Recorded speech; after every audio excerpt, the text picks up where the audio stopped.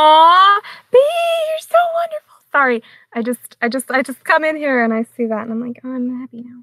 I'm a happy camper. Also, it's really hot in the gay closet. That sounded wrong. I'm sorry. I'm gonna exit out of this chat. So, like, bye. See you there.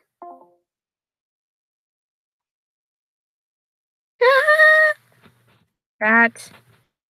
Everyone, check out the stream.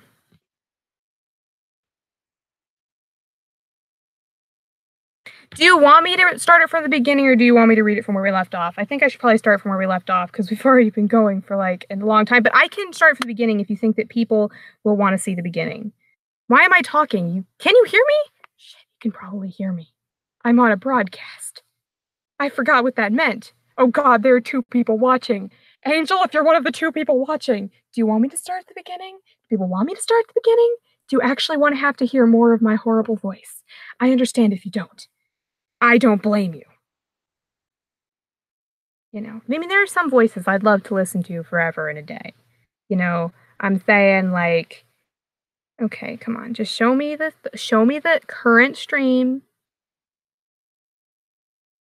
Ugh, they gave me a live control room. That's a thing. I bet it has the chat. Will I be able to see the chat finally? Will that work? Yes? No? Haha, I see you. Aw, Angel, hello. Do you want me to start at the beginning or not? Now that I see you in the chat. I know there's like a about a 15-second delay between what I'm saying and what you guys are hearing. But once you hear something, I'd love to hear. Hi, B. I see you. I'm sorry. I was rambling on about yeah, exactly. You're right. We're gonna do it because it's being recorded. Hi, B. I see you. Hello, Lily has crippling depression. I hope you don't actually have a crippling depression. That sounds horrible. I understand though. I have crippling depression as well. Excellent. So we're just gonna exit Discord for now because it's like I don't want to clog up my servers. Hi. Don't want to fall over. I always almost fall over. You have no idea how many times I fall over on this damn thing. I hope everybody ready for something magical. Yes, I'm gonna just click out of there. I hope. Oof. Wait, really? Choosing live chat instead of most important messages or whatever? I don't know how to do that. Bother. Probably. I don't. I see all these people and they're all beautiful and wonderful and I love them. Ah! Does this mean there's more messages? Heck. Hecker doodles. I like this. I have live chat on. I hope it works. Here we go. We're going to start from the beginning. Oh. I'm trying, okay? Ah! We're going to start from the beginning, though. It's going to be wonderful. Everything is perfect. Ah! So, yeah. Let's go. We're going to start again. And again, I'm just going to say it because if people are listening to this later, because this is going to be a recording for later so that people who've not get to be here in person get to listen to it. This is a recording of me, Q, reading the beautiful and illustrious story written by the elder gays themselves. Take an art class, idiot. It is Krenny. It is the Krenny story that converted me to believing that Krenny could be good. I'm not saying I read a ton of Krenny, because I would be lying. But I will say that every piece of Krenny I have read, from Cory and Angel, has been absolutely fucking fantabulous. So if you want to read a good story, if you're looking for Krenny, all of the above, if you're tired of shitty Krieg Fix, try their Krenny stories. It will convert you. So let's go. Let's start. Da-da-da-da. Okay. Chapter 1. I hope none of you guys mind listening to this over again, because you're gonna get to listen to it over again. Roommates. The world is quiet and boring for Kenny McCormick. In a world where people are always attached to their soulmates, his is silent. For years, he's wondered if the other was dead, or maybe blind. It would explain why they never seem to answer when he writes on his skin. His home life never made the situation any better. His father was abusive and his mother neglectful. Kenny knew the moment he could, he would be leaving his home, but it never felt fast enough. Every day his father declined further into alcoholism, and every day he came far too close to actions he never should take. It was 4th grade when his father finally crossed the line, and it was in 4th grade that Kenny found out his soulmate existed. The bruises on his arm were deep, and the tears staining his arm must have been too, because scrawled on his wrist were the words, "Be strong." That was the first and last time his soulmate spoke to him. But no matter what he says, what he draws, what he does, the other is silent as the dead, and he mourns their existence. There were times where he would sit and fill his entire arm with drawings. Nothing but doodles of anything and everything he could think of. He would paint full scenes of epic battles between characters in his own mind, hoping and wishing that something, anything, would get his soulmate's attention. Other days he tries pleading with them, words of broken sadness littering his own skin, begs and pleads for them to write anything to let him know they were okay. The pain of not knowing was the worst. His heart was a constant vice grip of what if. The idea of total solitude in the face of a world where no one suffered alone was devastating. Kenny would try, every single day with a new tactic. A hole in his heart began to grow, a loneliness people aren't supposed to know festering like a rotten apple where his heart should be. He grew more distant as time went on, not allowing himself even a chance at happiness if the person wasn't his, wasn't the person he was meant to be with. As he grew, he had many offers to fill the void in his heart, and none of them were good enough in his eyes. He would lift his arm, make direct eye contact, and draw a heart. He'd stare at their skin he'd stare at their skin as nothing showed up and kindly reject them, because what was the point? They weren't his soulmate. The idea of dating someone else's soulmate made him sick to his stomach. Stealing that chance of true love from another person made his blood freeze in his veins. Who would be so cruel to doom another to the very loneliness he himself was cursed into? And all he could think about were those 2 words, "Be strong." And Kenny knew no one would ever live up to them. No one would ever be good enough. Though the time has finally come for Kenny to head out for college, he still feels that pull to try. He writes how excited he is to be leaving this damned house and wishes his soulmate the same luck. But just like every other time, they maintain radio silence.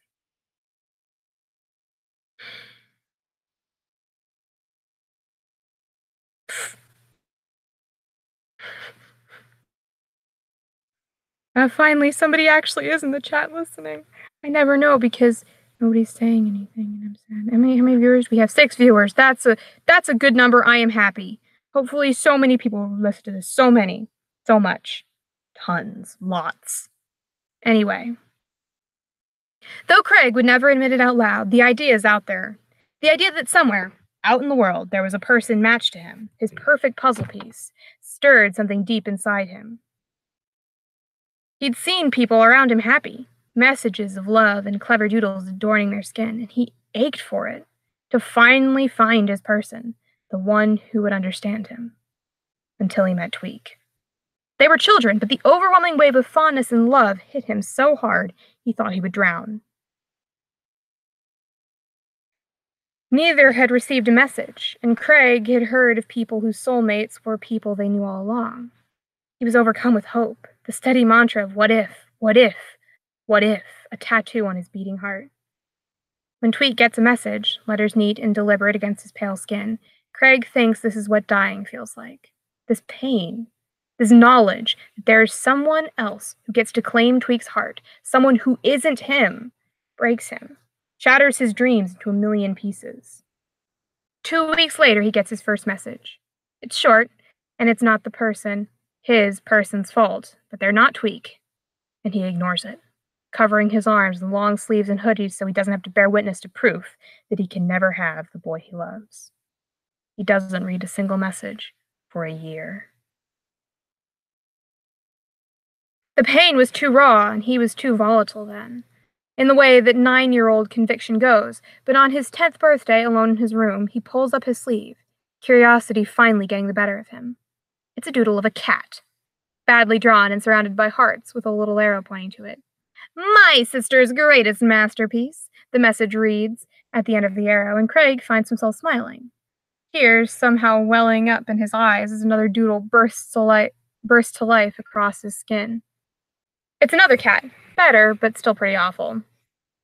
The hurried but not messy script following it bringing a laugh to his lips. "And my greatest work, clearly." Clutching his arms to his chest, he allows himself to cry. Craig doesn't cover the drawings and messages anymore, his arms blooming with intricate designs and clever words. But he never responds to any of them.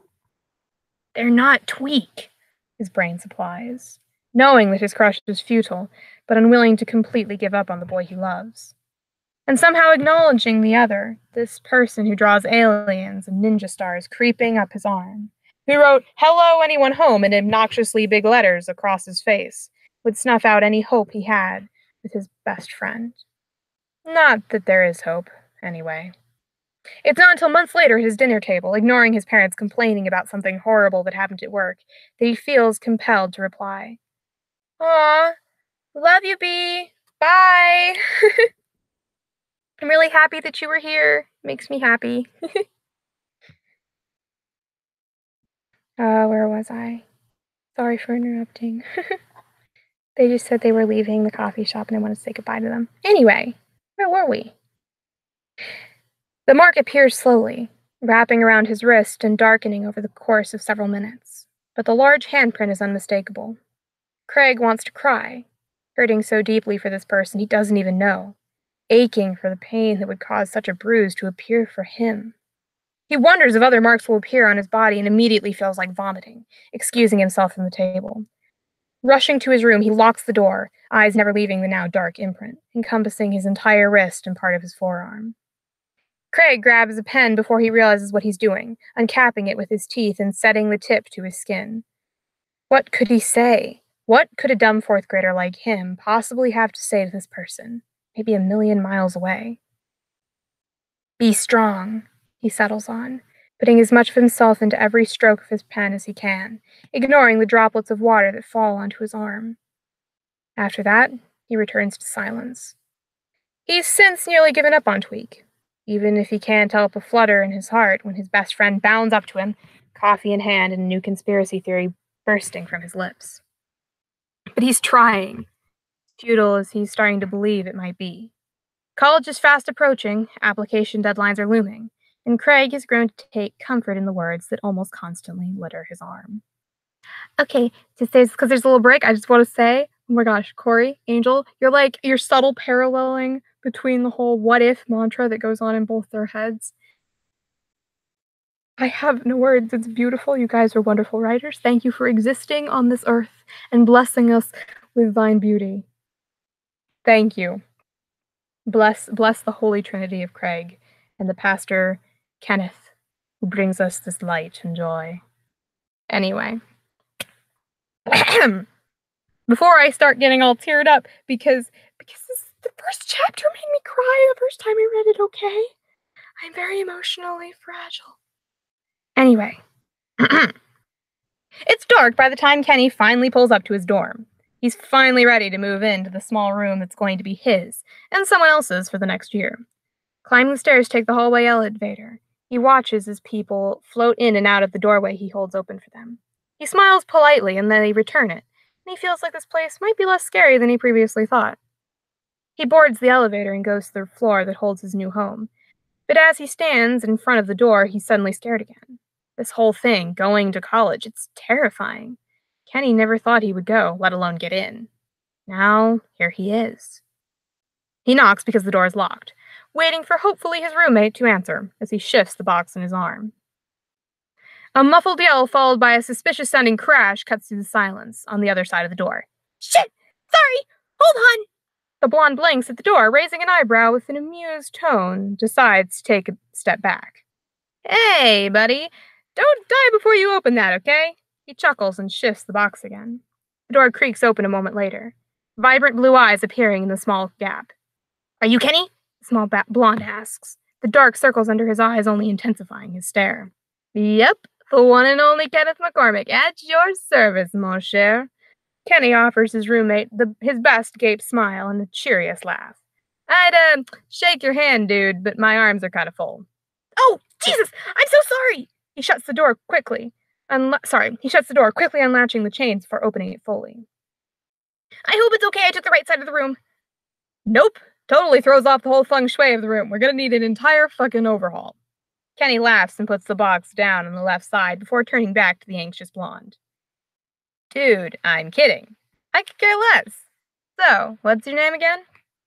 I'm Tweak. The blonde offers an uneasy smile, somewhat aggressively trying to tug a strand of his hair into place behind his ear. Tweak, Tweak. Kenny tries to remember that, committing it to his memory before he reaches his hand out to shake the nervous boy's hand. He reaches slowly so as not to scare or shock him. It's my pleasure, Tweak. He looks around the room with a low whistle after they shake hands. Hey, buddy, how do you feel about fairy lights and a pillow fort? Tweak seems to perk up at that. I used to build those with my best friend. They really helped my... He gestures vaguely. Everything. Fidgeting with his hands, the blonde's frantically darting eyes settle on something across the room. You like coffee? Do I? Kenny wiggles his brows and dusts off the front of his shirt dramatically. You, sir, are looking at a top-grade barista from my town's local coffee shop. He starts unpacking his stuff and pulls out fairy lights. I'm glad you're not opposed to these. I don't have to hide the body now. He smiles to show he's joking and hangs them up. I am too! He hangs them up.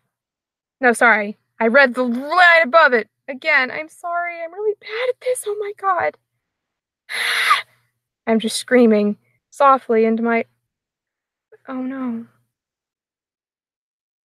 I hope everybody's enjoying this. I'm sorry I'm so gay. I'm so bad at this. Well, I hope you guys enjoy it, whatever is going on. Anyway, back to what I was reading. I'm a functional child. Adult. Human. Where was I? Anyway. I am too. A barista, I mean. Tweet crosses the room and busies himself with making another pot of coffee in the cheap percolator on his desk. My parents own a coffee shop, and I was the cheapest labor they could get. He says the words in a rush, unusually twitchy fingers becoming surgically meticulous. I worked my charm for tips. It was a fun job. He smiles and unpacks some clothes while Tweak makes coffee. He sits down and grabs a pen and starts writing on his arm. If I could count the stars in the sky, I'd hope they were your number. I love those like pickup lines. I'm sorry. Anyway, hovering by the coffee pot, Tweak watches Kenny carefully, still trying to get a feel for his new roommate. I'm very grateful that he isn't a complete wreck in this situation like he would have been years ago. Have you met yours yet?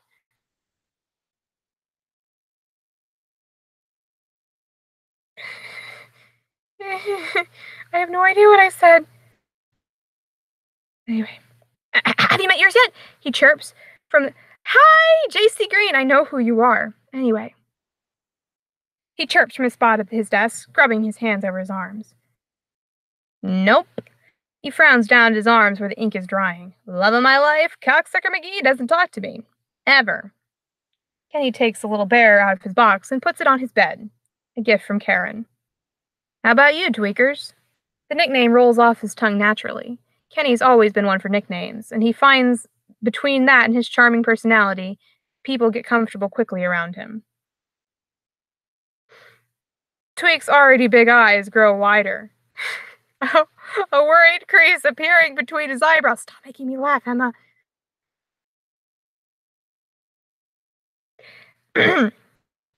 Never? Not even once? Kenny's eyes go soft as he looks at his wrist and sighs. Once, after my dad... He waves his hands and shifts his face to a bright smile. So, about that coffee. Oh, right, I'm sorry. He turns back to the coffee pot, fishing out a mug from his desk and setting it next to another already on the countertop. I'm sorry about your person. It that's really shitty of them to do that to you. Yeah, well, I'm sure the jerk face has their reasons, he wistfully adds. He doesn't even know if it's a man or a woman, so he just smiles softly. What about you? Anyone marking up the old skin? Kenny punctuates the question by wiggling his eyebrows suggestively at the other blonde. Hi, B, I see you. Hello, hello, hello. Oh my gosh, I'm glad that you're here. Ah! He starts at that, hands absently darting to smooth his fingers over his forearms. I've been too nervous to meet him in person. Maybe one day. He's helped a lot, he and Craig. Craig? That a friend of yours? Kenny asks, putting clothes away in his dresser and hanging some of his jackets and hoodies into the closet. I'm sorry, if you ever want help, I'm good at pickup lines, Kenny jokes before he walks over to the other boy, smiling down at him. My best friend. Tweak nods, turning and handing over a mug to Kenny with shaking fingers. Sitting on his bed, pulling his knees up to his chest before taking his own mug. I don't think pickup lines. Oh, Jesus, that's too much pressure. You're one of those, Kenny jokes, nervous. I know how that goes. He walks over and sits on Tweak's bed next to him, sipping his coffee. Oh, JC Green, you don't know what chapter this is. This chapter is chapter 1 of Take an Art Class, Idiot, by The Elder Gaze. It is not semantically challenged. Semantically challenged isn't quite this good. I wish it was. Someday, if I pray to the Holy Craig enough, I will become as good as The Elder Gaze. Anyway, check them out, by the way. They're good.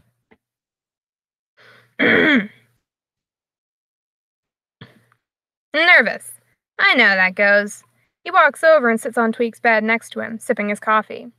His free hand lays on Tweak's twitching shoulder, and he offers the most comforting smile he can pull out of his arsenal. I'll do whatever I can to help. Tweak jumps slightly at the hand on his shoulder, offering a kind yet weary smile. Thank you. You don't have to. You just met me, and I am not even. I don't know, but thank you. The mug is lifted to Kenny's lips before he blows on it to cool it and takes a large gulp. It's really good. He decides in that moment he'll do whatever it takes to help his roommate talk to his true love. One of them should. Don't worry about it. That's just who I am, Tweaks. He pauses and snorts. I like that. I'm gonna call you that. I guess so. That's fine. He takes a sip of his coffee, shivers racking the small blonde's frame, lessening with each gulp. You seem nice, at any rate. A thought pops into Tweak's head, his body going tense next to Kenny's. Oh, God! You're not an axe murderer, are you? A loud laugh falls out of Kenny, and his entire body shakes with the sound. God, if I were, don't you think I'd be hiding weapons everywhere or something? He ponders this as he drinks his coffee. Or maybe I'd hide him off campus. He hums to himself before standing and going to the side of his room. If I were an axe murderer, how would I even dispose of the bodies? He's quiet as he thinks of it before yelling out, Naha!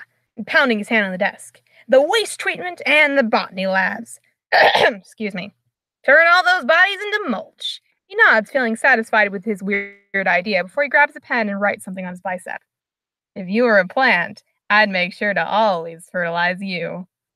Tweak looks caught between terrified and laughter. The giggles win, erupting from his mouth before he has a chance to stifle them with his hand. Maybe try the chemistry lab, too. They probably have something like that can dissolve anything. A far-off expression crosses the small blonde's face, the tension immediately flighting back. Oh my God, sorry, that was so fucking creepy! Kenny snorts, his shoulders shaking with mirth as he watches his roommate. Tweak, buddy, I like your style. No need to apologize, man. I didn't even think of that. The blonde drops himself to the bed and looks at the ceiling. If you need to hide a body, I'm coming to you. Wrong voice. That was Kenny. You need to use their names, Corey and Angel. Please. The blonde drops himself onto the bed and looks at his ceiling. If I need to hide a body, I'm coming to you. Jesus Christ, Craig mumbles, smiling against his wall at the most recent god-awful pickup line to appear on his skin. If you were a plant, I'd make sure to always fertilize you. From his spot laying on his new standard issue twin bed, Craig reaches into the drawer in the bed frame and pulls out a small notebook, flipping to his most recent dog-eared page and writing down the quote directly under, "If I could count the stars in the sky, I'd hope they were your number." He may not reply, but it didn't mean he didn't notice. Or maybe this was just blackmail in the probably unlikely event that he and his weird-ass soulmate ever met. What does that even mean? He drops his notebook next to him on his bed, tracing the letters in that familiar script on his bicep. What does what mean? Pardon my horrible Clyde voice. Craig turns to look at his roommate, standing precariously on his bed and trying to tape up another poster. If you were a plant, I'd make sure to always fertilize you. Dude. Clyde turns to face him, eyebrows practically raised to his hairline. Either he wants to shit on you or come on you. There is no in between. I don't even know if he's a guy. Why? The brunette gives up on the corner when the corner of his poster flops off the wall for an umpteenth time, hopping off the chair and facing Craig. Is that what you took away from that? Rolling his eyes, the taller boy shoves his notebook under his pillow. Clyde? No. I get it. You're a giant tree of gay and don't mind if another guy covers you in his... Clyde? Whatever. The boy smirks, waving off the murderous look he's receiving from across the room. Look, it's definitely a dude. I can't think of a girl alive who would write all those things. Craig raises a dark eyebrow, regarding his roommate coolly. That would actually entail you talking to a girl. Hey, I happen to talk to Bebe all the time. Thank you very much. The number of octaves Clyde's voice jumps up brings another smile to Craig's lips as he settles back against his sheets again, closing his eyes. And now you're ignoring me, rude Craigery. Good day, sir. I'm not ignoring your annoying ass. I said good day. Clyde climbs back into his chair to battle his poster again, leaving Craig alone with his thoughts and the words of a stranger he's known most of his life. He doesn't know why he hasn't replied beyond those 2 words. He's thought about it, been tempted throughout the years, but something holds him back. He's not sure if it has anything to do with Tweak anymore. Kenny is beyond bored, sitting in his creative writing class. He's so bored, he's considering jumping from the 4th-story window to end it all as we speak. But that's dramatic, and he isn't about to do that. Some poor fellow would have to clean up after him, and they never pay janitors quite enough. Sighing, he looks down at his arm and starts writing. Do you think animals dream? He pauses, pen to his lips, before scribbling a drawing of a little mouse. He has rats back home, and he misses them. He draws all 3 of them circling a really crude drawing of himself as a princess. If they did, my rats would want to pretend they're dragons. After a few minutes, he writes across his wrist, maybe I should stop watching so much Game of Thrones. Maybe. Craig muses to himself, eyes darting between the drawing of a princess surrounded by rats and the lines of text. He looks back at the princess, following the little lines. It's been a while since the initial conversation, and maybe Clyde was wrong. It wouldn't be a shock in and of itself, but as much as Craig gave his friend shit over it, he was of the same opinion about his soulmate being another guy. Prince's drawing was throwing him for a loop, though. Not that he particularly minded. A frown creases his eyebrows. When had he started actually thinking about being with this person in earnest? He's in his room working on homework, Clyde typing away on his laptop when he grumbles loudly, as he noticed Craig staring at his arm. Just answer him, Clyde pipes up from across the room. It's not that simple. It's been years and probably thousands of messages, and all Craig has said are 2 tiny words. This person is probably only writing out messages and doodling to pass the time and out of habit, not because they actually want anything to do with Craig. He blew that chance years ago with his silence. I don't know. He stares at the little picture, rats seeming to float around their fair princess. Tux, you're killing me. Just do it. Be Shia. Craig sees Clyde move from his bed to squat and flex out of the corner of his eye and doesn't give him the satisfaction of a response. Ah! That's so wonderful! Bye, JC Green. Been wonderful to have you, my dude. Bye. Instead, he picks up a pen, uncapping it, and setting the nib to his skin. Here goes nothing. Does your ass have its own gravitational pull? Because they look like they're orbiting you. A staccato knock sounds against his door. Both boys calling out, "It's open!" with varying levels of enthusiasm. Hey guys! Tweak pokes his head into the room, offering a smile. Are you ready to go? Heidi's already there. And thus concludes Chapter 1 of Take an Art Class Idiot, written by Katana-chan and Resident Jin. Is that how you guys say each of your individual names? Whatever. The Elder Gaze. They are beautiful and wonderful. I put the link to this story in the description, but I suggest check out all of them. Now I'm just going to take a poll. Does anybody want me to read the second chapter? If you guys are listening, then maybe I should. If you don't want me to, then you should tell me to shut up, because I will. I won't subject you to anything that you don't want to listen to. I'm horribly self-conscious about this, suddenly. I used to read bedtime stories to my sister, so it made me really happy when Angel and Corey gave me permission to read read this story. Because, like, I know it would sound better. Emma, you're listening! I should probably just read it just for Emma. I mean, Emma's one of my children. I was gonna say favorite, and then I realized, wait, I can't have favorites. They're my children. But I don't care. She's wonderful and amazing. And Miss here too. That's 2 people. That's pretty good. Yeah, but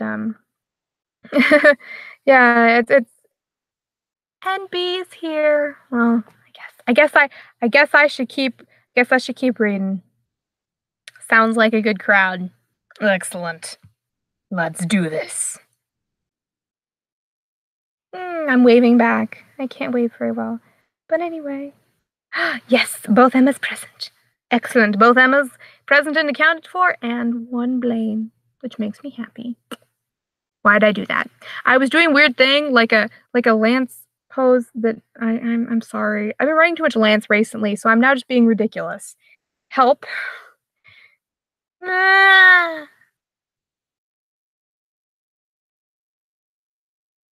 Oh no, you can't answer, and that makes me sad. Oh well. Anyway, we're going. We're gonna do this. So, chapter 2. What's chapter 2?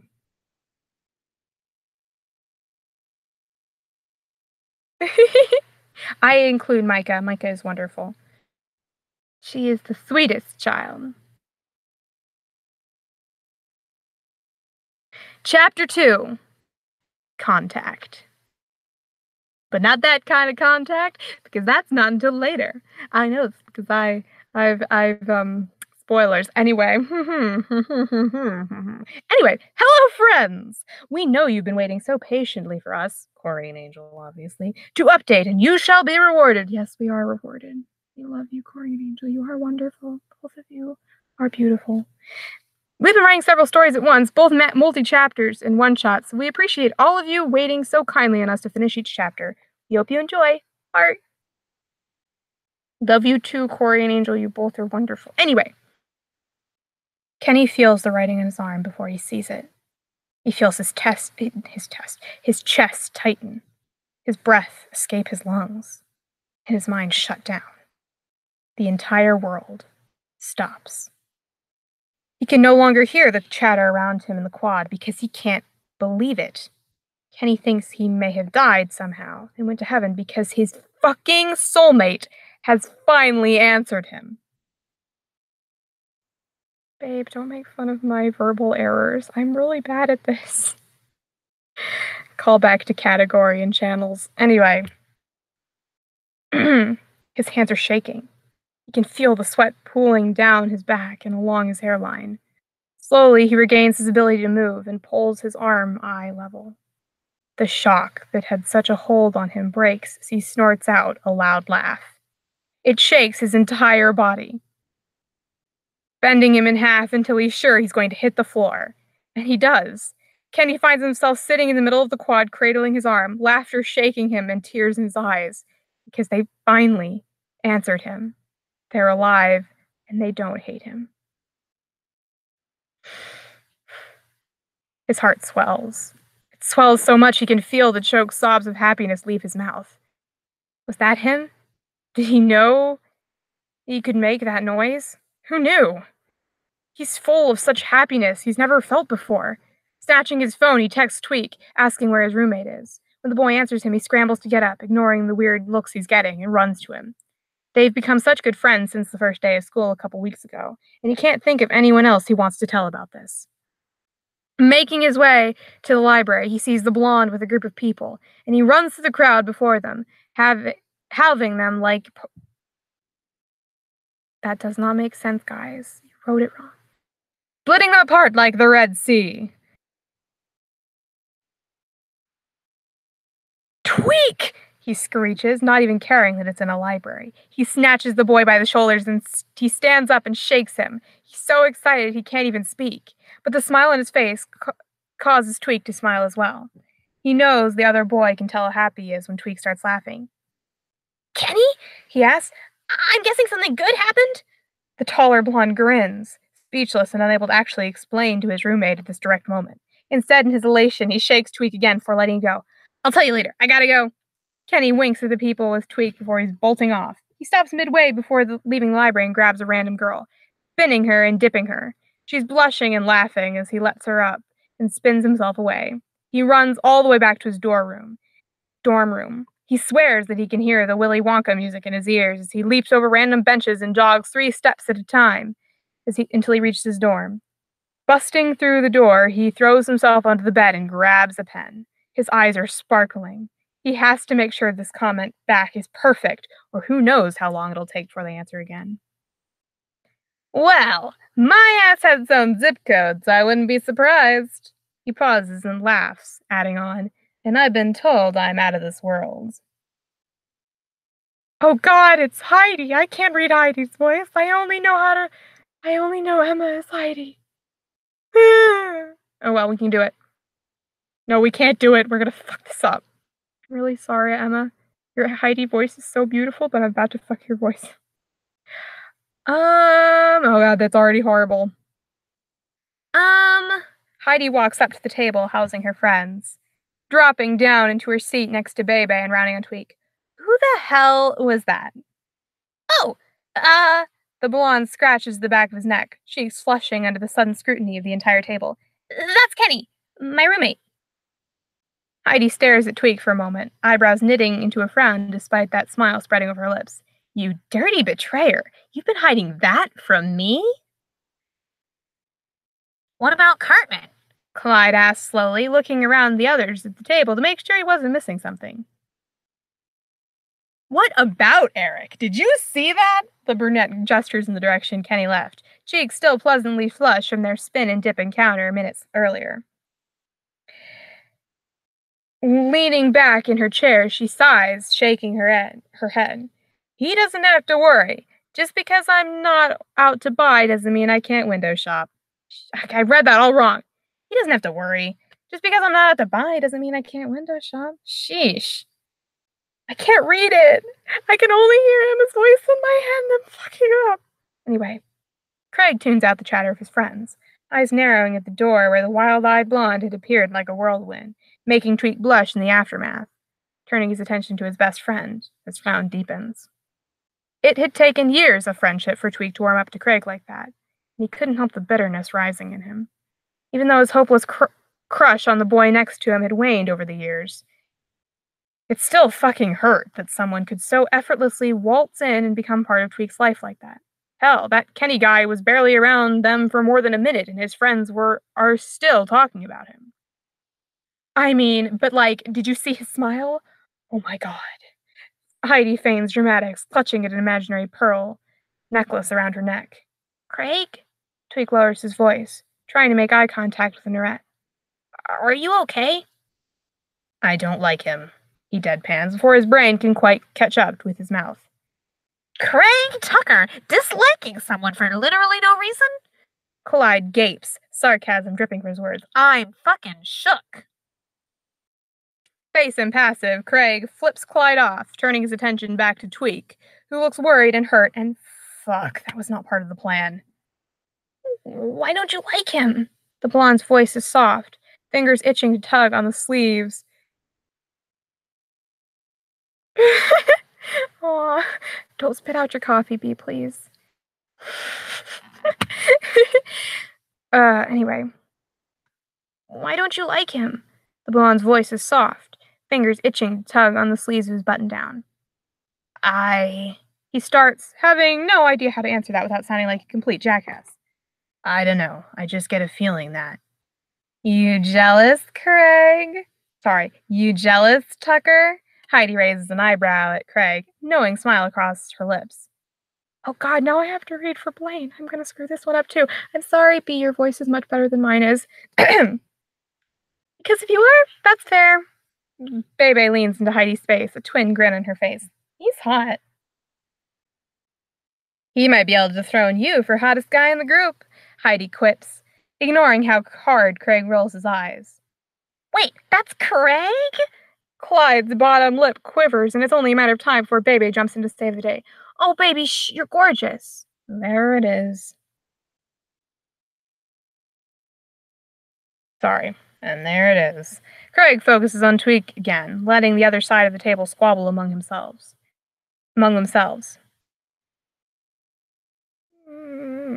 Emma, you're embarrassing me. Stop it. I'm sorry. I'm trying not to be an asshole. The look Tweak fixes him with is nothing short of annoyed. You don't even know him, Craig. He's going to be my roommate for the next year. Can you at least give him a chance? Green eyes narrow once more, knowing this isn't something he's going to win. Tweak. For me. And fuck this asshole. He knows exactly what he's doing to Craig. The little quirk at the corner of her. Aw, Bee, stop your. My reading. My reading is going to get interrupted. Because God, I'm a mess. I'm a gay mess. I'm a hot gay mess. I'm not hot, but I am gay and I'm a mess. Actually, I am physically hot because, like, this room is stifling. Because turns out keeping all the gay in builds up some heat. Anyway, I'm gonna shut up now. The little quirk at the corner of his mouth is proof enough. With an exasperated sigh, Craig shakes his head. And they say I'm the asshole. Fine, but I'm not gonna like it. Aww. Tweak's face lights up in a grin, bumping their shoulders together lightly. I knew you'd come around. Yeah, the Norette mumbles, scratching his arm where he notices two new rows of text on his skin. Using himself, he grabs a pen and walks to the front door, enjoying the warmth of the sun in contrast to the frozen tundra that is the library. Well, my ass has its own zip code, so I wouldn't be surprised. And I've been told I'm out of this world. Craig is smiling down at his arm before he realizes it, thumb skimming over the letters. He's mad at himself that he didn't do this sooner. He knows why, knows he wasn't ready then, but wonders how much would be different if he had opened up to the stranger. Uncapping his pen, Craig takes a breath before replying. Intergalactic ass, your zip code must be an entire solar system. The blonde is sitting at his desk when he sees the writing appear on his arm. He feels blessed. He isn't sure what or why his soulmate has started writing to him, but he can feel his eyes glazing over again as he reads the joke over and over and over. He feels light, almost dizzy by how happy this makes him. The one person in this entire God-forsaken world, made just for him, has finally started talking back. He's so taken by the idea that he starts drawing out of happiness. The drawings are vast and stupid, he knows. Kenny isn't the best artist out there, that's for sure. He starts on his bicep, drawing out all the planets in their solar system. Next, he draws a little stick figure on top of Earth. When he's done, he draws a stick figure in space, in a spacesuit floating above the stars. He decorated on his freckles. I would believe so, since I live there, he writes and draws an arrow to himself in the spacesuit and another to the person on Earth. Hey, look! I'm waving from up here. Can you see me? He smiles at his creation, dotting more stars in the heavens before he leans on his palm and traces the handwriting that belongs to the other half of his soul. Craig leans against the library wall, watching stars appear on his bicep. How dare you use space against me? His brain supplies, looking at the two little figures on his arm. Putting the pen to his skin, he draws his chulo on the stick figure on the earth, adding an arm to make it wave back. Just barely. The sun is bright today. The boy laughs when he sees the words appear next to his. They were having a conversation, and he was elated. It wasn't just a random set of phrases. It was an honest-to-goodness conversation. Squinting, he looks at the bit of detail his soulmate adds to the stick figure. The thing about the doodle and the way the person's handwriting reminds him of chicken scratch makes him believe it's a boy. His heart flutters at the idea. Kenny wouldn't have minded either way, but he did tend to lean more towards guys, if he was honest with himself. Sighing, he nibbles on the end of his pen to think of what he should add. He wants to give his soulmate some information about himself without so much as scaring him away. It took him years to finally get to this point. He wasn't going to ruin it. Kenny licks his finger and erases the him in the spacesuit from his arm. Then he draws the little him standing next to the boy on Earth. But he draws himself with the helmet under his stick figure arm. Kenny doodles to the best of his ability, short and wild hair before putting dots all over the stick figure's face. There. Maybe now it would be a little clearer that he himself was a boy. Now you don't have to look into the sun. I'll stand here with you instead. He stares at the words, at the doodle of what he'd assumed was another boy next to doodle him, and he feels his heart clench in the most perfect way. Why had he wasted so many years watching this person draw and live when he could have been part of it? Thank you for sparing my retinas, he writes back, drawing sunglasses on both of the little figures. But just in case. Craig doesn't know where to go from here. He owes this person so much more than an apology. And fuck if he's not tempted that this won't work in the way he was supposed to. That he'll wake up head over heels for Tweek again, an endless litany of what if, what if, what if. Kenny makes an almost inhuman sound at his soulmate's ability to make him crumble with just a few small additions to his doodle. Sunglasses, he thinks to himself, his cheeks blushing a bright red flush. This guy really understood his sense of humor. It was killing him that he hadn't been able to enjoy how purely amazing he'd been all these years. Kenny starts drawing on his other arm. He can't stop now that his soulmate is paying attention to him. He's enamored with his responses. He draws and writes stupid jokes the rest of the night until his entire arms, his legs, and all the way up his neck are covered in stupid drawings. They range from himself as a princess fighting off books so he doesn't have to do his homework, to drawings his soulmate sent back of a thief sneaking away from the fight to call for help. The stuff as simple as little drawings of superheroes. It's late when he falls asleep with his pen in his hand. It's been years since he'd been so happy, and for once, he sleeps soundly. He dreams of epic battles, of the stars, and of a hidden smile on the other end of this attachment that he longs to see. When the messages stop after a weird wiggly line slashed across his skin, Craig assumes the other fell asleep. He pushes down the fond smile threatening to quirk his lips.